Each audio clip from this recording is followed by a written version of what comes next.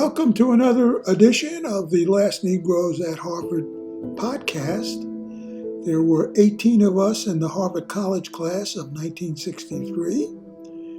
We are all over 82 years old now, and for the last 4 years, we have produced a weekly podcast.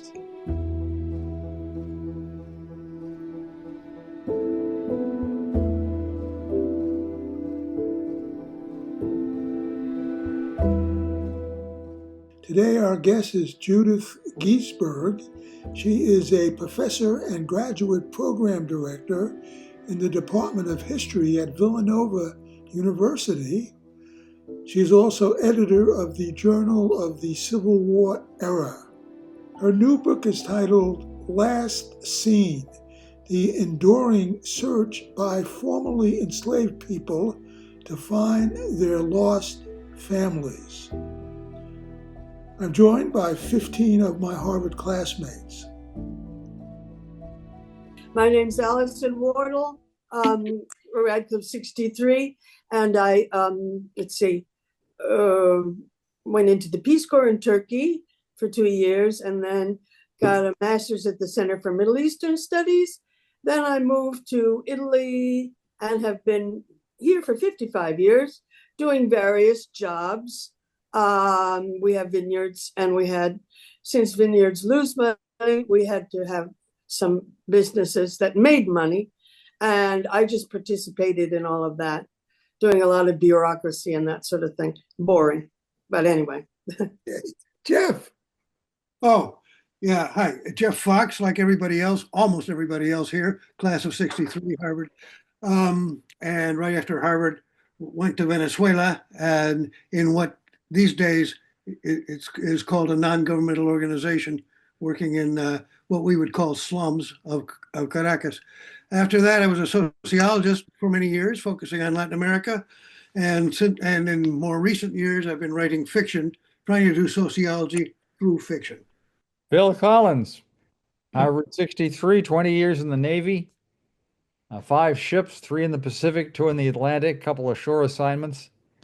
Married in the course of that and had 3 kids who are all in other parts of the country, but I'm in Aiken, South Carolina. I'm here because I worked at the Savannah River site for a few years doing nuclear waste cleanup.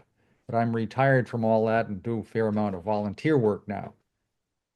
Okay. And my wife, she's not here with me today, but she will be. Alden.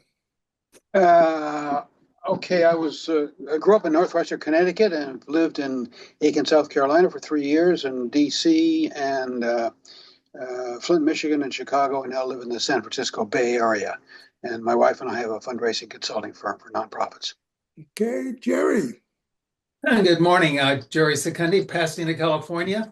An environmental lawyer, spent a couple of years in Cusco, Peru in the Peace Corps. And the last few years, I've really been dealing with water quality in California. Okay, John.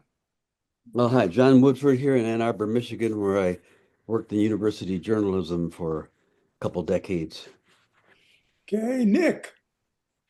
Nick Bancroft, living outside of Boston, Medfield, Mass. Harvard class of 63, Harvard Business School, then to India for 2 years working with small businesses, small business development, back to Boston, and worked with investments and trusts and wills, then retired. Amp Howell, Harvard 63, New York and Boston, clinical psychology, still working some, working. My full-time job lately is cleaning up papers and books, and hoping that a little bit of mold doesn't kill me. Good luck. George. George Jones, class of 63, currently living in Ann Arbor, Michigan, hanging out with John and Eliza whenever I can. And right now I'm trying to find bacterial tRNA nucleotidyl transferases that contain the cystathionine beta synthase domain but lack the nanoRNase domain. Oh, we knew that. That's what I figured. Me too. Marcy. I run a nonprofit in New York City that's archiving a huge number of documents that it show, among other things, how citizens can combine different methods to make big things happen, make things different and better when and only when we have a government that permits that. Okay. And David, you're close to Judy, David Othmer. David Othmer from Philadelphia, also class of 63. Jeff, you'll all be interested to know that my parents were married in Caracas, Really? Venezuela, Oh. in 1938. How they got there is another story, and it's an interesting one, but I won't bore you with it now. They lived there for quite a while, and I visited, and I was not born there. I was born in Boston because they came back to Boston during the war. But Venezuela is very close to my heart. Yeah. I've been working in public television pretty much all my professional career, and am now retired from that and enjoying life. Okay, Anne. Hello, I'm Anne Groves. I'm class of 63, originally from New York City and most recently from Oakland, California. I'm a mostly retired psychotherapist, and my work has largely consisted of post-traumatic stress disorders and how that plays out in people's lives. And the meeting today is interesting to me for so many reasons, but one of them is that, of course, any kind of family disruption or separation or interruption in the attachment process is so traumatic on so many levels. So I'm glad you're here. Okay. And Judy, welcome to you, and tell us about your book, the title of your book, how you got the title, and a little bit about your life. Sure. Judy Giesberg. I'm zooming in today from the campus of Villanova University, which is outside of Philadelphia. I teach history here, and I am here to talk about my book, which is called Last Seen, the enduring search by formerly enslaved people for their lost families. It follows 10 people who, in the aftermath of the Civil War, when emancipation came, began searching for family members from whom they'd been sold away in America's domestic slave trade. The book builds on an archive that I've been building here at Villanova since about 2017. In which, with a colleague at University of Texas at Austin and a group of graduate students, we read microfilmed Black newspapers and identify information wanted ads placed by formerly enslaved people in the newspapers after the war. Yeah, so the book builds on the website, which, as I said, is at informationwanted.org. It has about 5,000 advertisements now that each one of them that tells a family's story, a story of a family that was formed in slavery. And each of these ads was written by somebody who survived the institution of slavery and then sought to find their family members. And in the book, I follow 10 people as they search for their family members and tell their stories. Where do they live, the people you follow? All over the place. So anywhere anywhere people either became free or began to go in search of their family members. The ads are placed from all over the country, and some of the ads are placed from Central America, from Western Europe, from the west coast of Africa, Liberia, from Canada. So really anywhere formerly enslaved people were, they placed ads, and we include those on the site. Can you tell how many were successful, a proportion? I wish I could, John. There are on the website now. There are about 110 advertisements, somewhere around there, advertisements that announce that people found one another. And so, if we're doing the math, that's a really low number. Out of 5,000, 100 of them find each other, but that's likely likely not indicative of the success rate, because really the only way we would know there are two ways we would know if people were successful. One is if they took placed a follow-up ad, which seems unlikely. If you're scraping together money to place in a Black newspaper, you're not necessarily going to, to scrape up some more money to advertise that you found somebody. And then the other way is to do what I did in the book, which is to follow 10 people through the extant records to see when and if they do reunite with one another. And I would say in the book, some people do find each other. Uh-huh. And on the website, we get got contacted all the time by the descendants of these people named in the ad who are finding people. And so the website has turned out to be a really useful tool for people who descended from people named in the ad. It's used heavily by Black genealogists with whom we developed the site.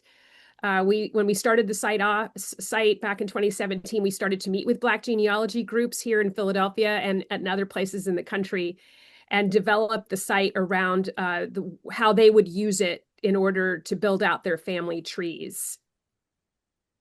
So who produces the ads? How are the ads produced? So the advertisements are written, most of them are written in the first person. Some of them are written in the third person. At the bottom of some of the ads, you'll notice, and if you can, I can put the website in the chat. Sometimes the advertisements, a pastor will sign on to the advertisement saying, if any information is, if anybody has information about the above named people, please contact, Pastor Lewis at Mother Bethel Church in Philadelphia or another church.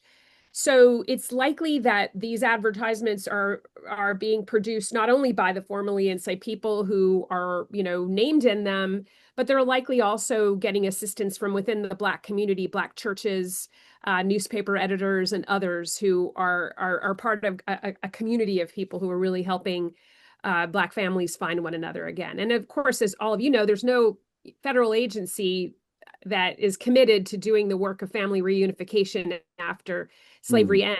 It's a very ad hoc thing that happens. Sometimes you can get a Freedmen's Bureau agent to enlist onto a search, or a U.S. colored troops soldier, or a teacher.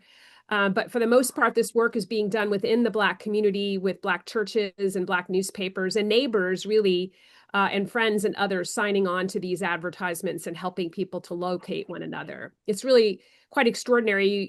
You'll see if you look at the book, sometimes, I focus on a person who is in a very remote town, Mineola, Texas, in far east Texas, for instance.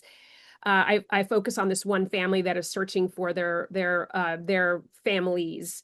And in this very small town, a number of people are searching. Obviously, they are, it's not a very big town, so there's overlap here in who's searching for one another, and they actually find a number of people, and which seems really unlikely, as about as far away as you can get from anything. Yet they're able to, use the resources that they have available to them in their town to advertise far and wide, and they find people for whom they're looking. That's great. Must be a great relief to them. What's the reaction when they do find one another? Have you talked with them? So not with any of the people in the book, but for sure, people who, descendants who find people in the ads are always very, always very grateful to have the resource available to them, and it's free. And so we hear often from people who didn't know, and you can look, when you look at the website, you can look at the link that's called Success Stories. And there you'll hear from people who are alive today, who, go searching in the website, in the archive to find people. And they're always learning things that they didn't know. And so that's what, and as I've been touring the country talking about the book, I've heard from a lot of people that the resource is quite useful for them. Because, of course, as you all know, right, before the 1870 census, people who had been enslaved were not enumerated as individuals; they were enumerated as property. So to find a family, to find to find what you're finding in these advertisements, which is really people describing mothers and fathers and sisters and brothers and aunts and uncles. That's what they're doing in these advertisements. It really breaches that wall that is the 1870 census, because they're describing families that were made in the 1840s or the 1850s, and they're putting them all together in a way that federal records cannot. Good. Okay. So what do they do once they find the information? Oh, good question. And I realize I probably didn't answer the rest of the previous question, but thank you for asking that. So your question, I'll just repeat it to make sure I have it straight. What do they do once they have the information? Yeah. Okay. So, this is the process by which the advertisements wind up in the newspapers. I think varies from newspaper to newspaper, and we're not exactly sure, what happens from the time somebody writes it till the time that it appears in the newspaper. But from what I can tell from spending time with all the other records that I have been able to find, sometimes newspapers actively recruited these advertisements to be placed in them. Some newspapers published them for free. Most newspapers, you had to pay a fee to advertise. And then, like I said, sometimes either a pastor or an editor would sign on to the advertisement, suggesting that the newspaper was also serving kind of as a clearinghouse of information, that if somebody were to know somebody listed in the ad, then they would write back to the newspaper editor. So for instance, the Christian Recorder, which is published here in Philadelphia, it's still published here in Philadelphia at Mother Bethel AME Church. The pastors there would sign on to it and say, any information, you can come to the newspaper office. So what that indicates is that newspapers or churches, oftentimes the same thing, were also places where people could go with information. Another really crucial part of this story is that the advertisements were intended to be read aloud. You'll notice as you read the ad, as you look at the advertisements, they will often say at the bottom, "Pastors, please read these to your congregations." And so the information was passed via word of mouth from one Black church to another Black church, increasing the likelihood that somebody, in church would hear a name that they, that they had heard before, or a location, and were able to identify somebody in the ad. And if you want, I can play. We actually on the website have professional actors, voice actors reading some of the ads. I'd be happy to play one. Oh, yeah, great. Okay, great. Let's see. Now that I said that, I hope it works. Let's see. We'll see. I'm just going to play it. I'm not sharing my sound, but hopefully it works. Tell me if you can hear it. Let me see. Hold on. Let me just play it, and then you'll see. The editor. Yep. I desire some information about my mother. The last time I saw her, I was in Alexandria, Virginia, about the year 1852 or 1853. Her name was Hannah. She belonged to Lawyer Tibbs, who sold her when I was quite young to a trader named Bruthing. Lawyer Tibbs lived at Leesburg, Virginia, when he sold Mother to Bruthing, and afterwards Tibbs moved to Alexandria, Virginia, and swapped me to Bruthing for another boy.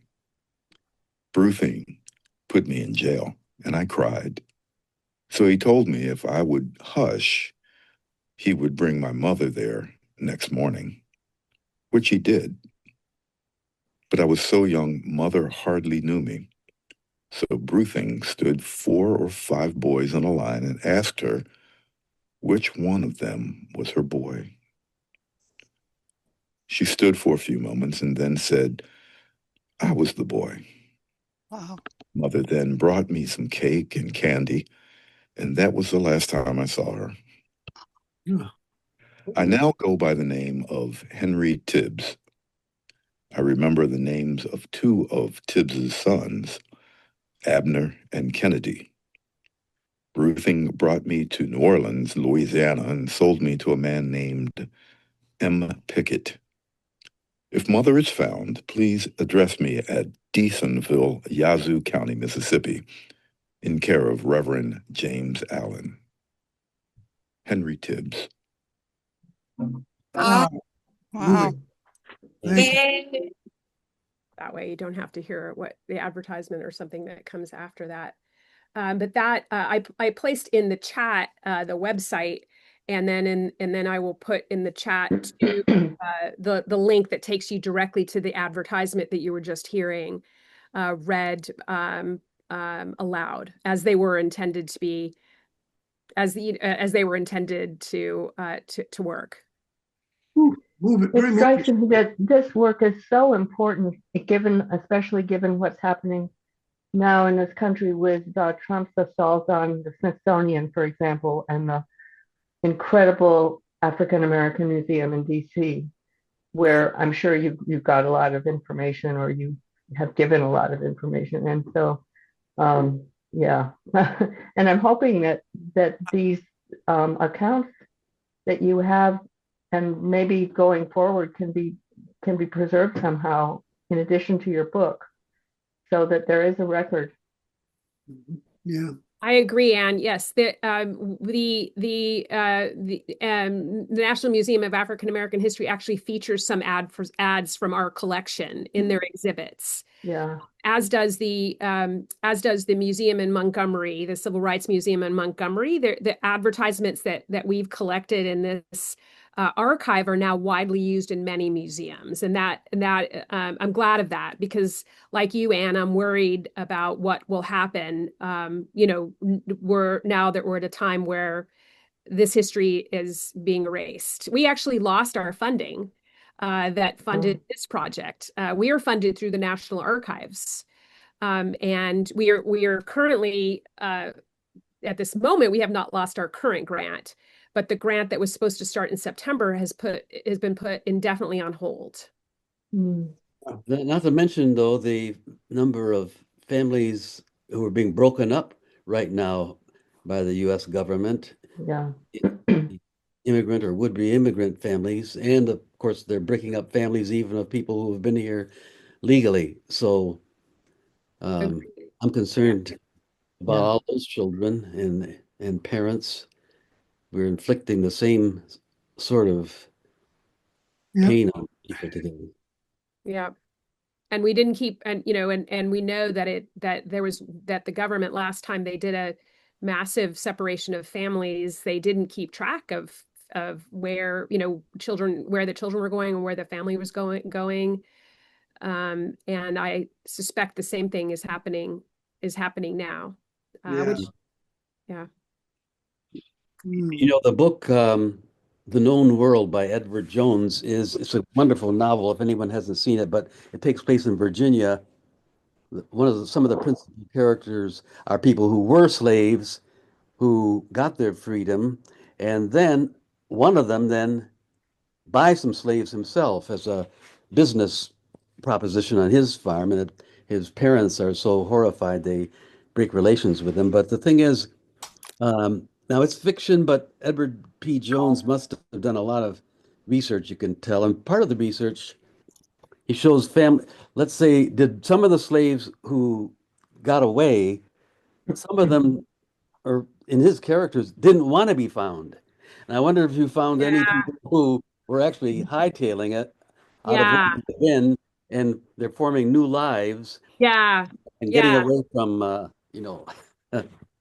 that's a great question, John. Yeah, I mean, that's I wrote the book because people ask me all the time as I talk about this project whether or not people found each other. And I know that we do have advertisements. I told you, we have about 100 that announce a reunion. And here's the caveat. A lot of those are published in white newspapers. And so we tag those separately so that people understand that that's a different kind of source and a different audience. And so, right, when I wrote the book, I was very careful to say, those were that we have included those on the website, but we want everybody to know that they're different, because certainly white audiences were telling themselves a different story about slavery than than people who had survived the institution. And so, a couple things are important. One, that not all of these searches end happily, although white newspapers, invested in the lost cause, definitely wanted that story to be told. But also, even when we know that formerly enslaved people found each other, we have to be very open to the reality that these were not necessarily happy reunions, and they could be fraught. I have a chapter, for instance, on husbands and wives searching for one another, and the chapters I identify are the most common searches we find in the archive. And of those ones, there's mothers who are the most common, either they're being searched for or they're searching. Fathers and sisters and brothers are very common. Husbands and wives are less common, and you can, as I talk about in that chapter, these are fraught because repeated sales through the domestic slave trade meant that marriages were violently ended as torn apart. way.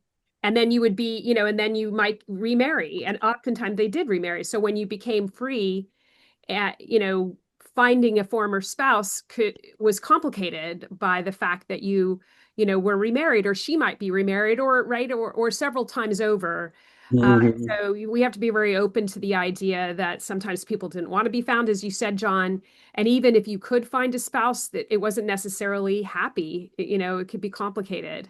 Yeah, that's for sure. Yeah, there's one ad in here, and there's one story I tell in here about a man who came from, I think he starts in Virginia. He winds up in California because his enslaver takes him with him when he's going to prospect for gold. He stays in California and he searches for two of his, actually he was in Tennessee, I think. He takes out an advertisement which he's searching for two wives. Right. Right. So I don't understand why all of a sudden balloons are showing up, but it must be depending on my Zoom. I need to take off, but I'm sure it was nothing like the balloons. It would be complicated for John Williams to have found two wives, and they were both living in the same town, or at least he listed them. There. Sounds like a nightmare. Yeah. They're friends. Yeah, very complicated. Very complicated for him. And of course, for a woman, and of course there were, in the post-war South, former Confederate states passed laws that legalized enslaved people's marriages, but these were double-edged swords, because on the other hand, they also made a lot of other practices that enslaved people had used during slavery to survive, such as sort of multiple spouses, or kinds of, extending family relations. Those things became criminalized. So, right. So if you were looking for two wives, then you might also open yourself up to these new charges, that bigamy charges, like for bigamy and stuff like that. Yeah. Time to join the Mormons. Yeah. Right. Yeah. So, right. And Anne, I'm sorry, go ahead. Marcy had her hand up. I have a hunch, and tell me if it's right or wrong, that in your phenomenal voluminous research, you uncovered a huge number of very close-knit good families with good family ties, including spanning many generations. Oh, yes, absolutely. Yes. Yes, the ways in which, I can just point to the number of ads that come from people who lived for generations in Virginia. And so, right. So, and of course the main kind of economic activity in Virginia after the closing of the slave trade was actually selling people further into into the interior of the country, into the Mississippi Valley. So, and those families had been in Virginia for generations. And so you would have somebody advertising in Mississippi, for instance, right? That's where they were sold to. And they describe multi-generational families in Virginia. So they're looking for their mother and father and siblings, but they're also looking for their grandparents or their uncles and aunts. And so this is the awful truth of what the domestic slave trade was. It wrecked these multi-generational families and sent people into the Mississippi Valley, and they were told that they were never going to see them again, but they kept hoping, and they kept track of all these people. And it's important for us to think about, I'm sure you've already been thinking about this too, is they weren't allowed to learn to read and write. Many of course, enslaved people did. But so what we're looking at when we're looking at these advertisements that you can see on the site is people who have kept all of that information just in their hearts' minds for decades. And just looking for the opportunity to write it down in an ad.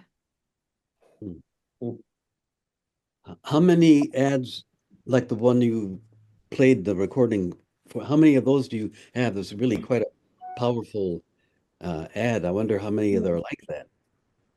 Henry Tibbs's ad is common. It's very hard to read the types of ads. So he shows up in the section where I talk about children looking for their mothers.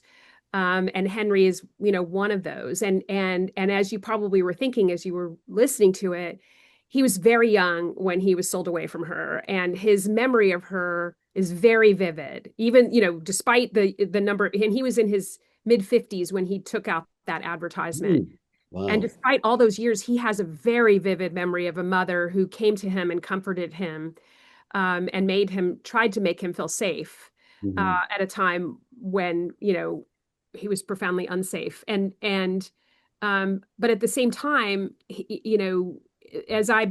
have a chapter about Tibbs, and it thinks about, and this gets to your point, Anne, that you were talking about. It thinks about what it would mean for people who were children when they were separated from their family members and were sold away without anybody else, which was also quite common, with whom they could continue to sort of rehearse the information, sort of keep track of the information. So if you were sold with a family member, right, you could, right, over the years, you could keep talking about it and keep track of this information and get confirmation from a family member, right, or somebody who was close to you about these names and these places. But if you were sold as a young child away without any of that, it would be very difficult, right, for him to hold on to this information. And he really only knows her name, Hannah, and that's all he gives us. And he doesn't really know his birth date, which is, of course, common for people. They wouldn't know their birth date. And those vivid memories that he has of his mother really get us inside his emotional world, and what it meant for him to hold on to this information all those years. And I think, and maybe Anne can speak to this too, just the trauma, what it would have meant for Tibbs, as a young child to have this experience, and then what that would mean for him later, throughout the rest of the stages of his life. And so Tibbs's story is not unusual. Yeah, I mean, to your point, I think a lot would depend on whether he was able to form satisfying attachments to other people. And of course, if everybody's being sold and everybody's traumatized, it's hard for everybody to form an attachment. So that would be problematic, and it could be hard for him to form his own family successfully if he never had one to begin with. Right. Yeah, he does. So this is a little spoiler alert. Tibbs does get married, and he has children. He actually serves in the U.S. colored troops during the Civil War. He survives the Fort Pillow massacre. So this is only the beginning of many traumas that he will, endure in his life. But he does, get married. He has a family. They are, you know, one of his children actually helps him at some point in time during this search. But that's just the sort of information we get from the records. What's going on in his heart, right, and his mind is, you know, is more difficult to get at. But we do know that at least for Tibbs, the memory of his mother is an important one, and he held on to it and hoped that it would be enough for him to find her. Yeah. Can I assume that most of these ads were right after the Civil War, 1865 to 1870 somewhere? Were there some before the Civil War? Oh yeah, that's a good question. That actually gets to a point that John was making a minute ago. You know, is it Alden? Yes. So when we first started this project, I assumed that most of the advertisements would be placed within the first 10 years after the end of the Civil War. But we actually have advertisements that are still being placed in the 1920s. Wow. So they are, you know, they come in different waves. So in the 1860s, you know, the immediate aftermath of the Civil War, they began to come out, and then they accelerated in the few years during Reconstruction for sure. But they also there was also another jump in the 1880s. And that's likely because there was another, so there are over 300 Black newspapers represented in our archive. So these are newspapers all over the country. Even the Chicago Defender, which doesn't even start publishing until the 20th century, places these ads. But in the 1880s, and so in the 1880s, a new newspaper begins in New Orleans, a Black newspaper that begins to place a lot of these ads. So we know that might explain why there's suddenly an acceleration of these advertisements, because it's located in New Orleans, which is the heart of the domestic slave trade. And if people didn't go back, didn't sort of go back up this, the route of the slave trade to try to find their family members, then they stayed in the Mississippi Valley. And so they had greater access to this major Black newspaper that were published in New Orleans called the Southwest Christian Advocate. So the advertisements continue throughout the 19th century and into the 20th century. But there are some advertisements that were placed before, while slavery was still legal everywhere. Well, mostly in what would be the Confederacy. So we have advertisements placed in the 1840s.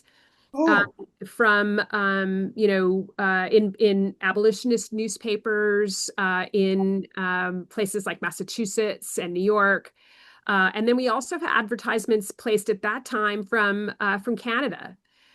So those are people who are self-emancipating, wind up in Canada, and then are trying to get their family members back. Those are very interesting because, of course, people who are advertising, if they've self-emancipated, are in danger, right, by going to the press with their information, but they're there.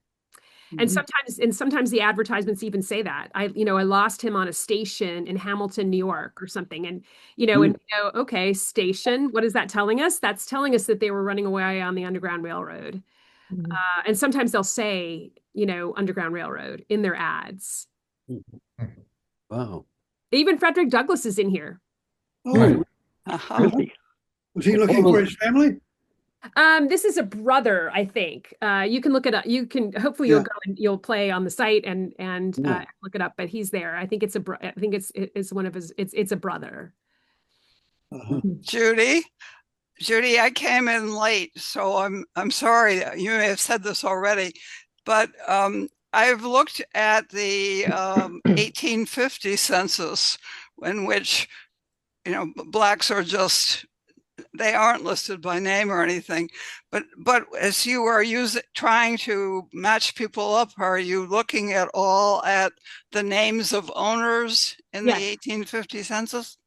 Yes, thank you, Kathy. Yes, one of the so when I was writing these chapters, I always looked for the enslavers in the 1850 and 1860 census, and of course, as you know, There was also a slave schedule done in 1850 and 1860. So there's both the census of households, and then there's the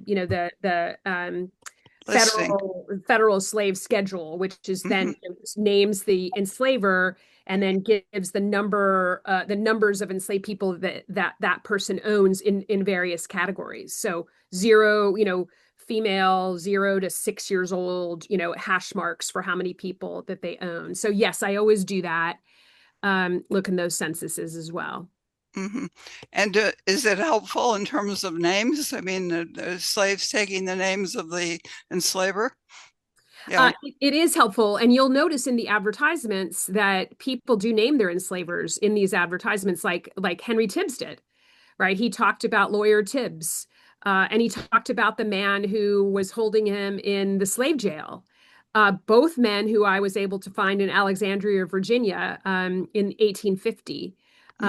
Yeah, and this guy Bruthing, who he mentions in his advertisement, was actually Bruin was his name, Bruin, kind of like the hockey team. And that family, he was a well-known slave trader. And his advertisements were all over the newspapers in Alexandria, where he would advertise for the slaves that he was selling. And you probably have seen those before, but this guy Henry Brewing, who he calls him Bruthing, is a well-known slave trader, and so he's all over all the records, federal records, local records. Yeah. Harriet Beecher Stowe writes about this guy. But there weren't any equivalent data for slaves back in 1840, 30. So nope. Okay. They would be enumerated only in only in that slave schedule. Right. So they were considered property. So you're not going to find their names in the census. Right. One of the reasons I ask is I used to, in my naivete, figure, well, all but one of my great grandparents were in Europe from 18, before 1900 or before 1880.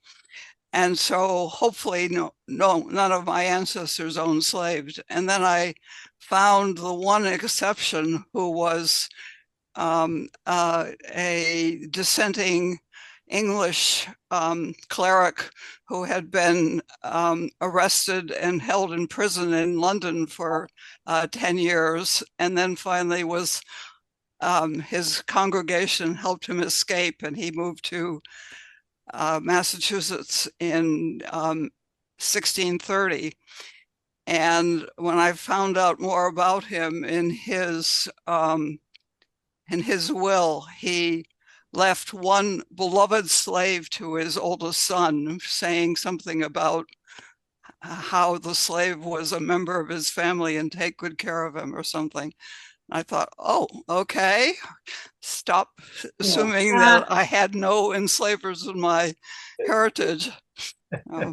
Yeah. And I know there are, because there were a lot of slaves in the Hudson Valley owned by Dutch settlers. A friend who's descended from a Dutch family also, when she started looking into it, discovered that, yes, there had been slaves in her family back in the 1700s, perhaps just before slavery was made illegal in New York. Yeah.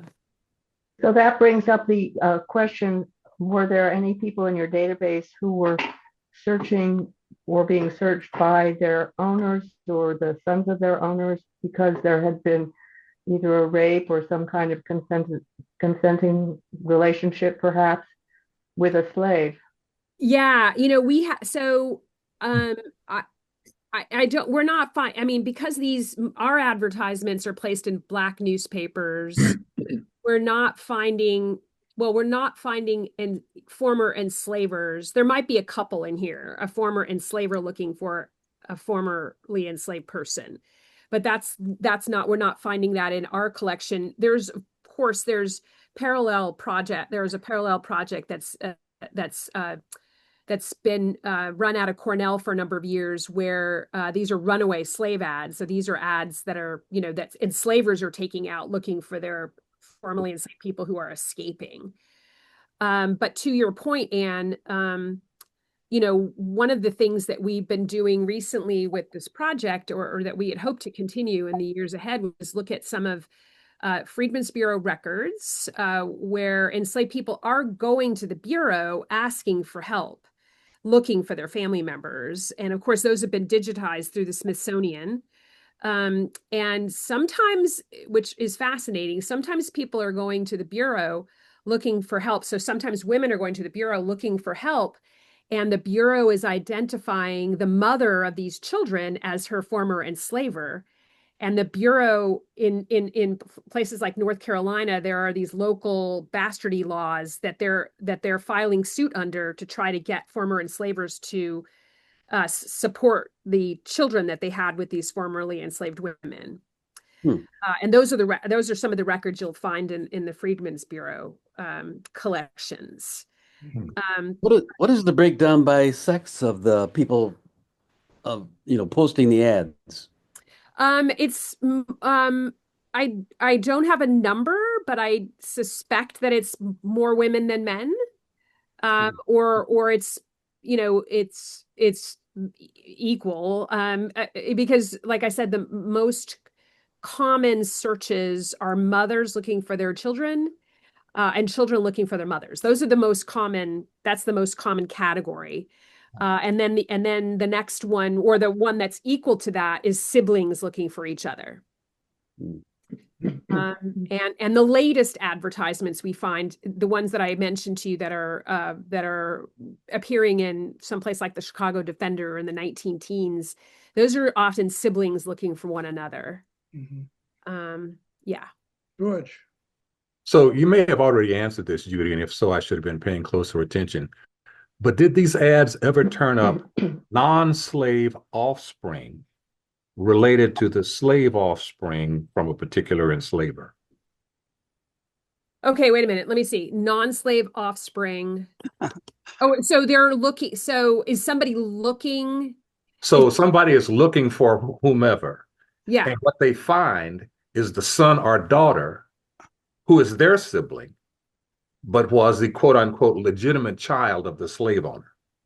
That's a really good question. And I think unless I followed and in the advert and in the book, I followed 10 people. And so none of the 10 people, right? I wouldn't know that unless, as I suggested before, they take out another advertisement, right? And say they found somebody.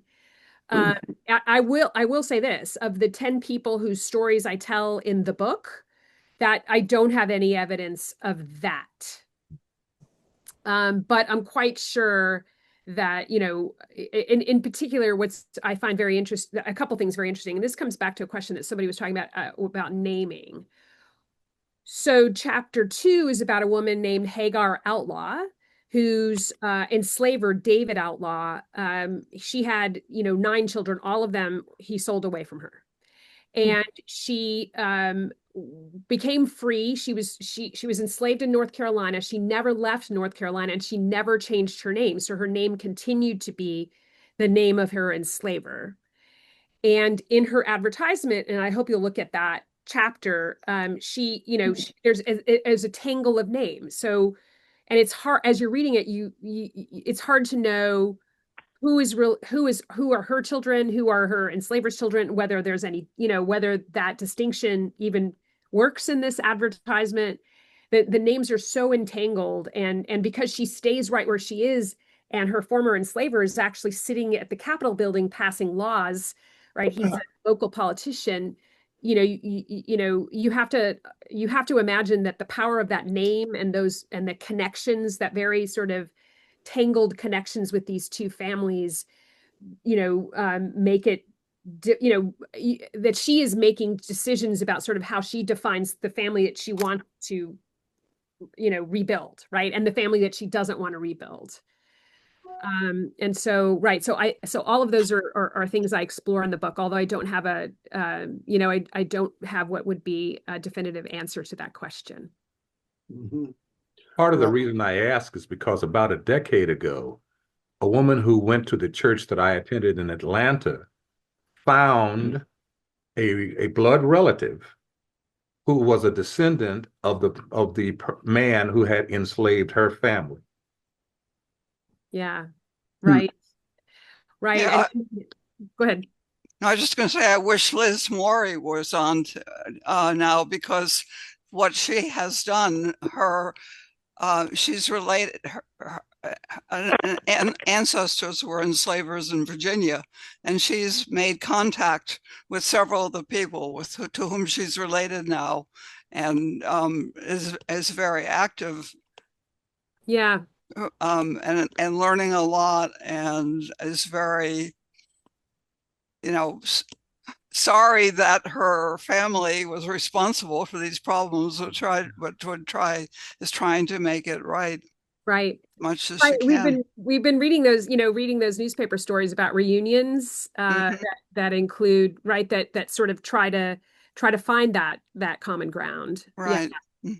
Yeah. Yeah. Are you using DNA at all, or are people using DNA rather in their research? I'm not in this. I did not do that in this project because I really don't know. Like, I would have to what I hope will happen as people read the book is that they will identify somebody in the book that they are related to, or that they suspect they're related to, and then we can do that, right? I think somebody has to come forward and and identify themselves as potentially related to somebody in the book, and then we could do that. One of I got involved with genealogy because I have a friend who was at the Census Bureau, and a geographer, was really, really into genealogy. And I'd see him like once a year at a meeting, and he'd tell me the new things he found. And back in the 90s, when I saw him and asked what was going on, he said, "I've just run out of dead ends everywhere. I'm trying to ask people who I know." And I said, "Oh, well, my great grandmother, supposedly, after whom I'm named, eloped with the family coachman and took the family Bible with her because she was unhappy with her family."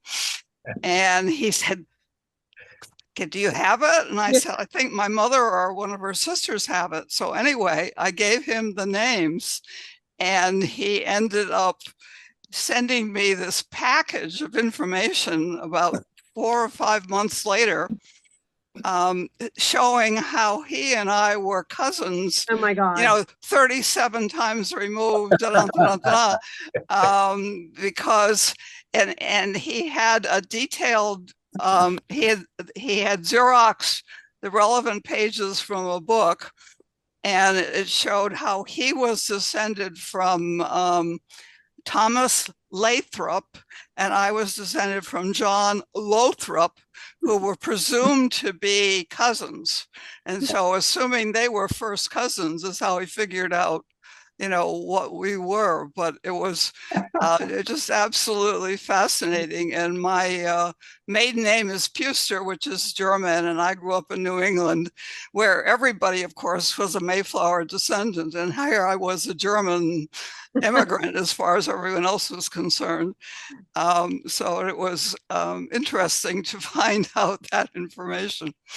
Yes. How has your book been doing, and what's your next project? Oh, that is very good. The second question I'm going to just try to avoid. I'm going to just politely forget that you answered the second question, but I think the book is doing well.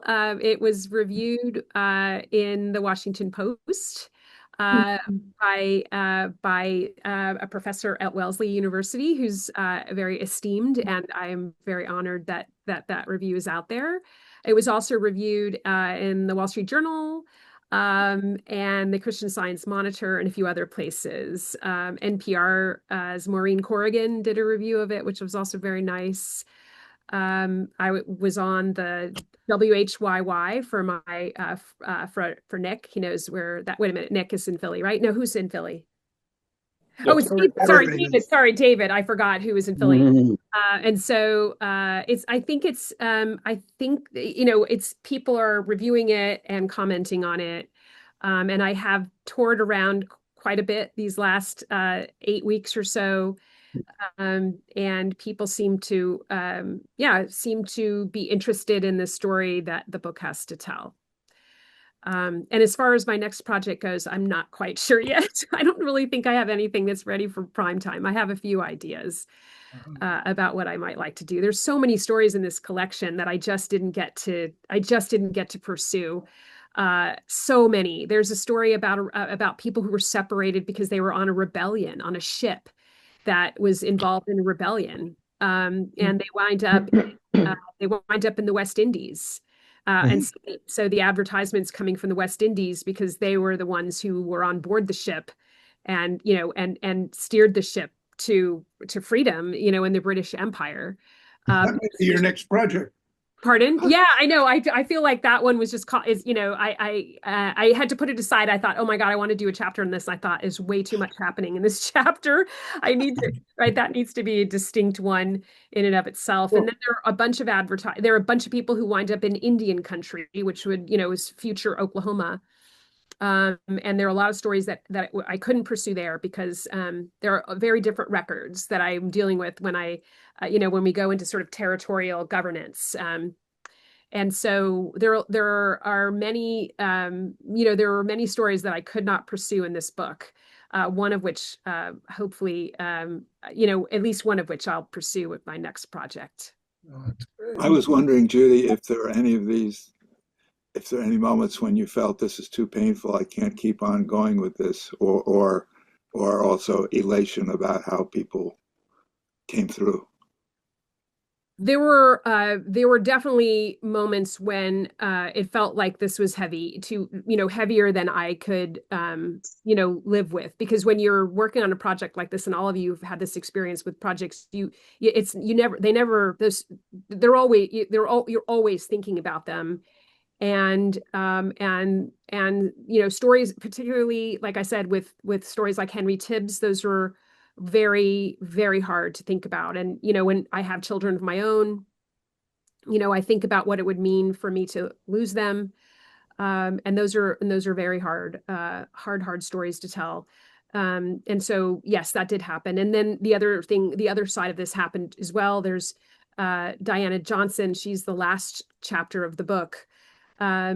She was so full of surprises. And when I started writing her chapter, I had not an inkling of what I was getting myself into.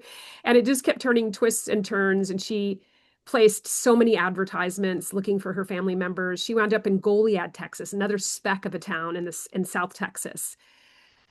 Purchased a bunch of property, was a rancher there, and placed ads all over the country, including one in a Polish language newspaper in Chicago. Wow. She was so determined to find her family.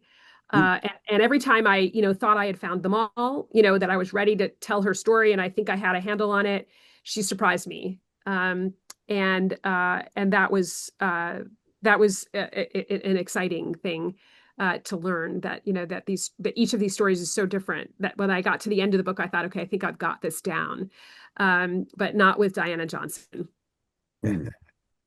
Judy, Anne raised an item that's certainly been in my head around all this for some while. That's the question of the use of DNA.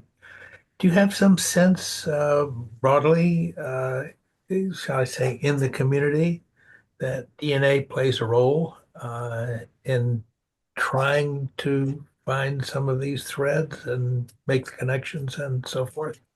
Thanks. Absolutely. And I mean, as I suggested earlier, as I've been traveling and addressing different audiences about the book, I get the story all the time. I get the question all the time. Are you in contact with the descendants of the people in the book? Right. And of course, the only way I would know that is if I had, if I had sort of had access to DNA and, information about DNA, which of course I don't have. But that is a question, right? Of course, genealogists, right? That they are definitely cued into that, and they're definitely using DNA as an important strategy in finding their families, their ancestors. I think it's also interesting too. I had an interesting conversation with kind of a Gen Z a question from a Gen Z audience member, which, my audiences are all over the place. Genealogists tend not to be Gen Z. They tend to be, older than that. But I had a Gen Z, a question from a Gen Z audience member who said something about, what are the ramifications or sort of what concern, like what sort of technological, what's the story, what's your book have to do with sort of technologies, of finding people? Like what are the sort of ramifications of new technologies and the ability to find people? And the way that she phrased it was, in the need that the sort of need that we have that Gen Zers in particular, that they are very conscious of where their information winds up. Well, sometimes they're not very careful. I have a 16-year-old, right, who I'm always having to remind her where, what should go online, what should not go online. But I had, that conversation was about sort of the need for communities of color to protect themselves, and to sort of think about their sharing of technology differently now than they did just a few months ago.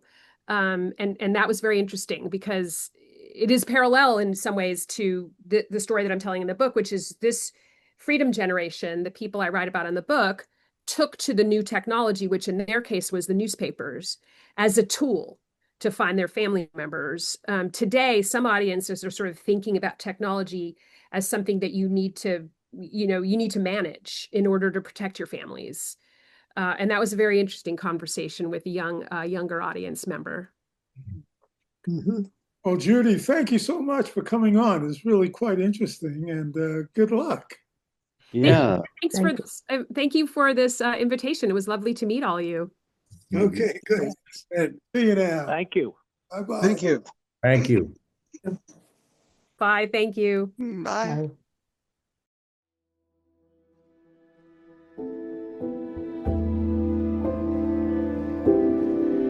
And that was Judith Giesberg. She is a professor and graduate program director of the Department of History at Villanova University. Her new book is titled Last Seen: The Enduring Search by Formerly Enslaved People to Find Their Lost Ones. And that's it for this edition of the Last Negroes at Harvard podcast. We will talk to you again next week. I'm Kent Garrett.